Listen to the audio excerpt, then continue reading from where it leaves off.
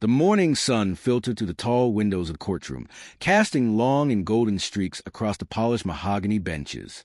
There was a quiet dignity in the air, a sense that today justice would be served with a side of wisdom and perhaps a touch of human understanding. Kevin, the bailiff with a voice like rolling thunder, stood tall and commanded the room to attention. "Court, come to order," he announced, his presence filling every corner of the hallowed hall. "All rise." The audience stood in a collective rustle of fabric and hushed whispers. "Have a seat, please. Case number 3148, Junius versus Walsh." Judge Judy, a woman of sharp intellect and even sharper wit, looked down from her bench. Her eyes were keen, searching for the truth beneath the layers of human disagreement. She looked at the plaintiff, Alana Junius, and the defendant, Carla Walsh.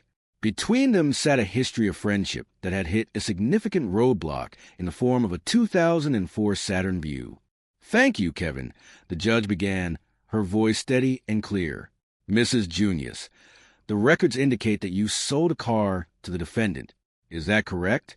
"Yes, madam," Alana replied, her voice filled with the earnestness of a woman who worked hard for every dollar she earned. The judge leaned forward, curious about the nature of Alana's business. "And was it a car that you were flipping?" she asked. Alana explained that she indeed sold a few cars on the side to earn extra money, just as she had written in her formal complaint. She described her process with a sense of pride. She did not go to fancy auctions. Instead, she searched through the digital marketplace or kept an ear to the ground in her neighborhood. When a car caught her eye, she would take a trusted person or her mechanic of over 20 years to look it over. She wanted to ensure that whatever she sold was as reliable as possible after she fixed it up. "Generally, how long do you keep them?" the judge inquired. Alana noted that it depended on the repairs needed. Usually, her cars went through a professional shop, but this particular time, her longtime friend had to help because the main shop was overwhelmed with work. It was a labor of love and necessity, a way to provide for her family while offering a service to others. The conversation then turned to the vehicle in question. The judge asked if it was a 2005 model, but Alana corrected her, stating it was a 2004. Carla, however, insisted it was a 2003. The discrepancy was the first of many. When the judge asked about the title, both women initially seemed confused, but eventually the document was produced. It was indeed a 2004 Saturn Vue, purchased by Alana in August of the year 2023. But the story of the car was secondary to the story of the people. Alana was a woman of character who volunteered her time to feed the homeless.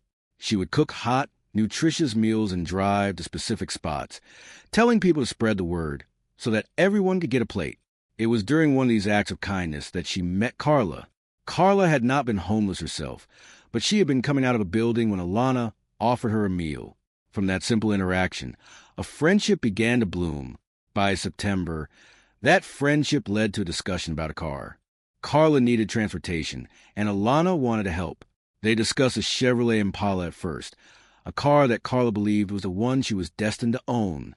But as life often does, plans changed. The Chevrolet was not the car that ultimately left the lot. Instead, it was a Saturn Vue. Carla, a mother with a grown son who worked at a large machinery company, found herself in a position where she needed to buy the vehicle for $3,000. She argued that the price should have been $2,800, provided certain repairs like the front wheel alignment and new tires were completed. The judge examined the contract. It was a simple document, an auto agreement for bi-weekly payments, stating that the full price was $3,000 and payments of $130 would start in the month of October. It clearly stated the car was sold as is and warned of repossession if 2 payments were missed. Carla looked at the paper and called it trash and garbage. She claimed she had been tricked, that the contract she signed was meant for the Chevrolet, not the Saturn. "Mrs. Walsh, you have to understand," the judge said, her tone both firm and educational. "When you buy a used car, it is sold as is. To claim you were tricked after signing official documents at the Department of Motor Vehicles is a difficult path to take. You took possession of the Saturn Vue. You drove it. Your son drove it to work." The evidence began to mount like autumn leaves. Carla's son stood up to testify. He was a hard-working young man who commuted 10 minutes to his job. He admitted that he had driven the Saturn to work for 2 weeks, starting on the 1st of October. Before that, he had relied on ride-sharing services because he was told the car was undrivable until it was fixed. This confirmed that the car had indeed been in their possession and had been made functional enough for a daily commute. The judge pointed out the contradictions in Carla's story. On the 28th of September, both Alana and Carla had gone to the Department of Motor Vehicles. They had signed necessary papers to put the car in Carla's name, with Alana listed as a lien holder because the money was still owed. The judge noted that no one goes to the government to sign for a car they do not intend to buy. What she is doing is she is manipulating the contract. Carla cried out, feeling the weight of the situation. She is manipulating the evidence. But the judge remained unmoved by the emotional outburst. I have been to the motor vehicles department many times in my 81 years. The judge remarked with a hint of dry humor, I would not confuse a four-wheel drive Saturn Vue with Chevrolet Impala, and neither would you. You knew what you were buying when you signed those documents. The heart of the matter was a broken agreement. Alana had provided a vehicle, hoping to help a friend and make a modest profit. Carla had taken the vehicle but failed to provide the $300 down payment or the subsequent monthly installments. Instead, she had sent messages threatening legal action and claiming Alana had no right to the car, even though she had not paid a single cent for it. Alana, exercising her rights under the contract, had eventually repossessed the car from the son's place of employment. This case was a lesson in responsibility and the sanctity of a promise. It showed that while friendship is a beautiful and positive thing, it must be built on a foundation of honesty and clear communication, especially when money is involved. Alana's desire to help community and provide for her family was an inspiring example of resilience. Even in the face of a difficult legal battle, she remained focused on the facts. The judge looked at the two women, one seeking the money she was owed for her hard work, and the other lost in a maze of her own excuses. The contract was not garbage. It was a reflection of an agreement that should have been honored. As the proceedings drew to a close, the courtroom felt a little lighter, as if the air had been cleared by the truth.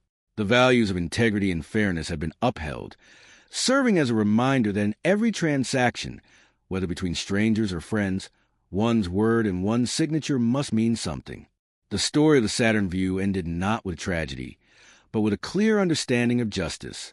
Alana could continue her mission of feeding the homeless and flipping cars with her head held high, while Carla was left to reflect on the importance of honoring the commitment she made. It was a victory for common sense and a testament to the fact that the truth, much like a well-maintained engine, will always find a way to move forward.